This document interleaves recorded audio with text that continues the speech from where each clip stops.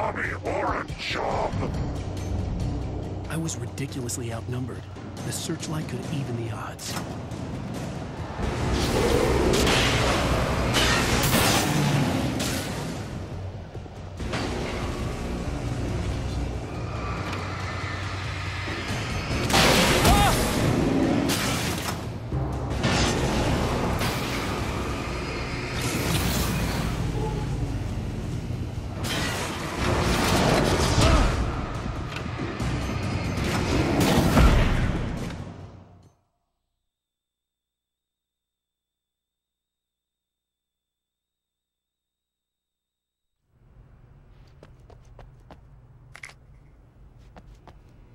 Fishing can be a hobby or a job. I was ridiculously outnumbered. The searchlight could even the odds.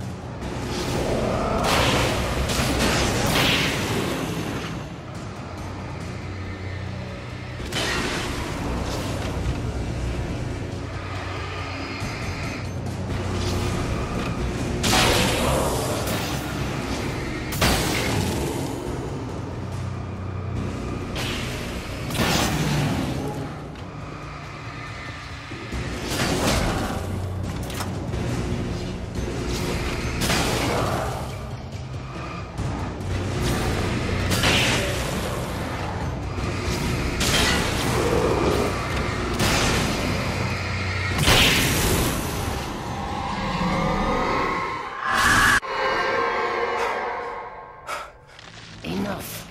You will go no further.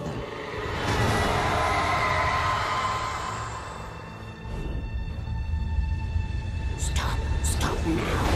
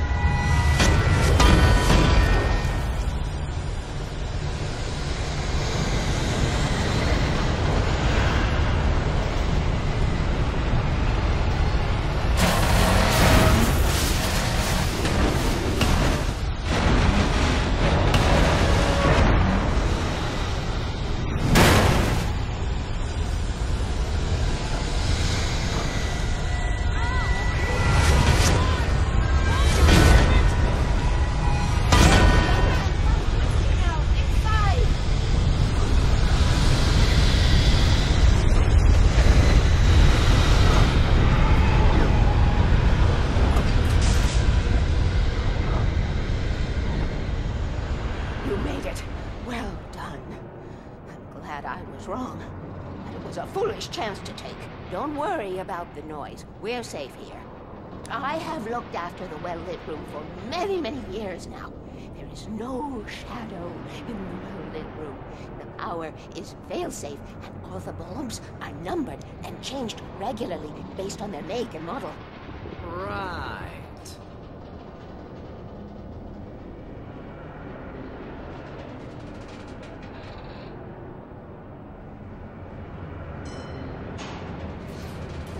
There's an old army base at Raid Cove. It was active during the Second World War. They operated here back then.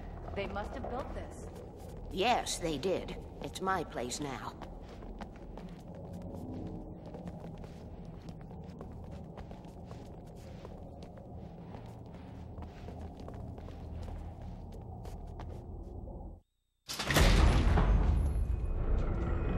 Take it, and I won't need to worry about the room anymore, because 6 and 33 and 118 need changing soon, and I don't want to climb up the ladder to change them because it's very late, and I'm tired. And if you take it, I won't have to do that anymore. The page was autobiographical, a memory from my childhood. But I didn't write this. It was a page written by Thomas Zane. None of them were supposed to exist anymore. Alan, 7 years old, would fight sleep to the bitter end. When he did sleep, he soon woke up, screaming, the nightmares fresh in his mind. One evening, his mother, sitting by his bed, offered him an old light switch. She called it the clicker, and flicking the switch would turn on a magical light that would drive the beast away. To imbue the talisman with all possible power, she added that it had been given to her by Alan's father. Alan never knew him, and anything of his took on mythical proportions in his mind. With the clicker firmly in his hand, Alan finally slept like a baby. Now, almost 30 years later, Alan thought of this as he stood on the rim of Cauldron Lake, the clicker in his hand. He took a deep breath and jumped. My mind swirled. I'd given the clicker to Alice, yet it was here. Zane had written it into existence in a story I had written. I can get to her now. I can finish this.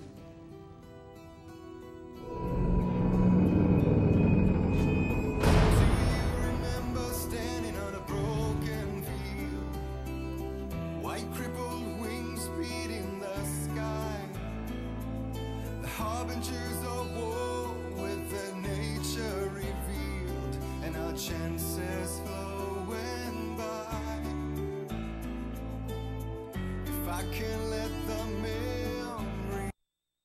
Previously on Alan Wake, I wrote a horror story that has come true. Thomas Zane did the same in the 70s. You will go no further. If I continue like the Dark Presence wants me to, the story I'm writing won't save Alice. It's a horror story. No one will survive. You knew Zane! Thomas Zane! You're the Lady of the Light in the song! He left something behind to help me. The clicker.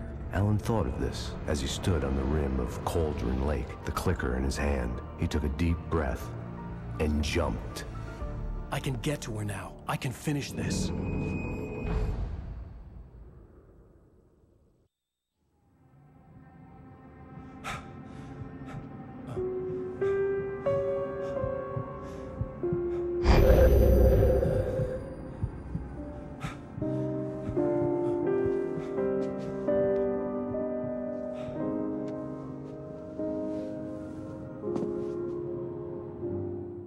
I had a hangover. My head was about to explode and the light hurt my eyes. I needed my sunglasses and painkillers to dull the pain. In one of my finer moments of self-deception, I swore.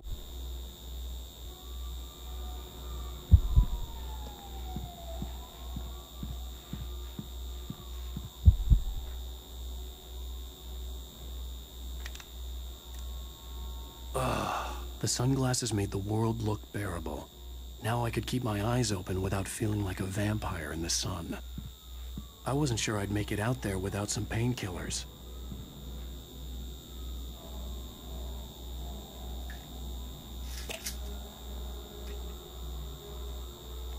The pills worked fast. The prospect of being awake started to seem bearable again. There was a message waiting for me on the machine. You have one new message. Al! Are you still asleep? Wakey, wakey! You should have your show on your TiVo. If Alice wasn't too mad to record it.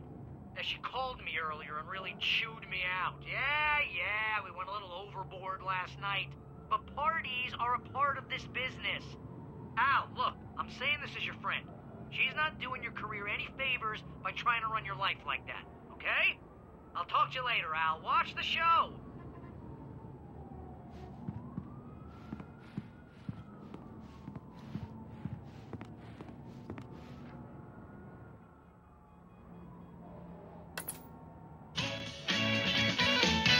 Ladies and gentlemen, welcome back to the Harry Gillett Show. Thank you. Thank you, everybody. We have a great show tonight. I've been talking with the best-selling author Alan Wake about his new book, The Sudden Stop.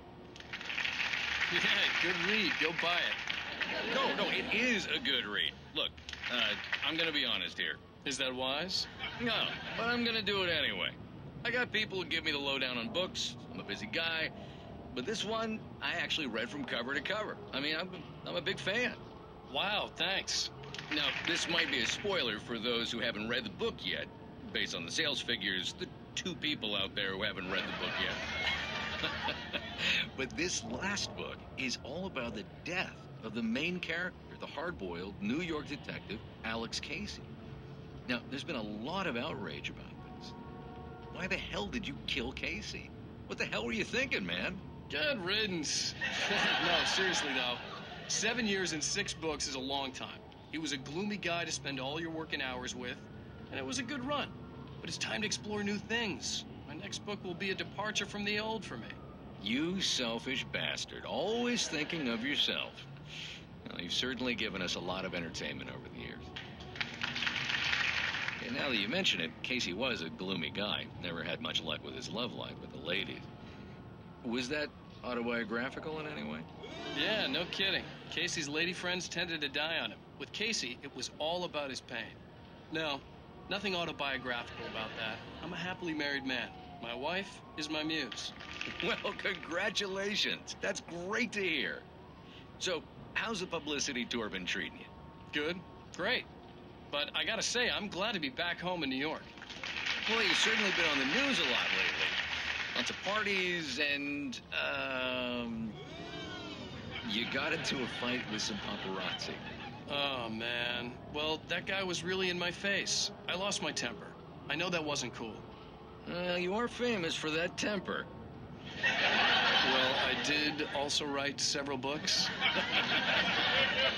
Well, your latest novel is called The Sudden Stop, and it's in bookstores now.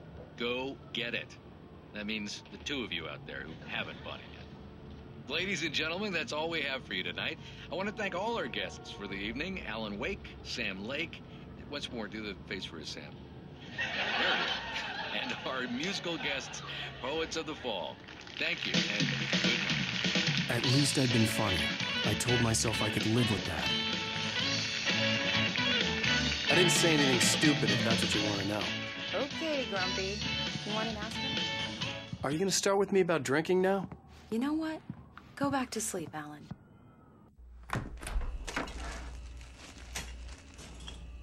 What? Now you can't even talk to me? Well, this morning I was angry because you said you'd be home at midnight and you showed up at 7 a.m. and passed out in mid-sentence. Now I'm over it. Are you angry? This goddamn tour. It's gotten out of hand. Oh, honey. It's almost over, right? We can get back to normal. Then you can start writing again. I'm sorry, honey. Alan, you're not thinking straight. Just take a shower and go back to bed, huh? Yeah, you're right, honey. I'm sorry. Once this is over, let's go away together. A vacation. Just you and me. Some peace and quiet.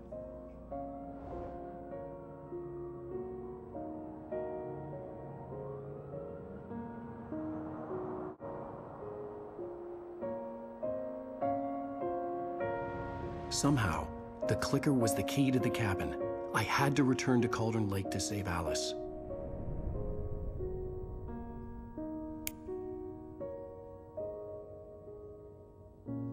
I'm going back to the lake to finish this.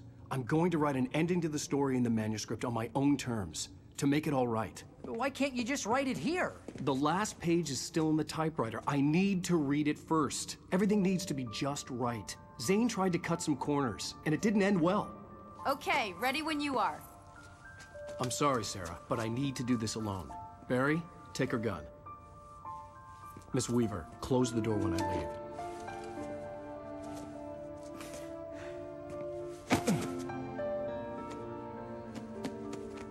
Good luck, Al. See you later.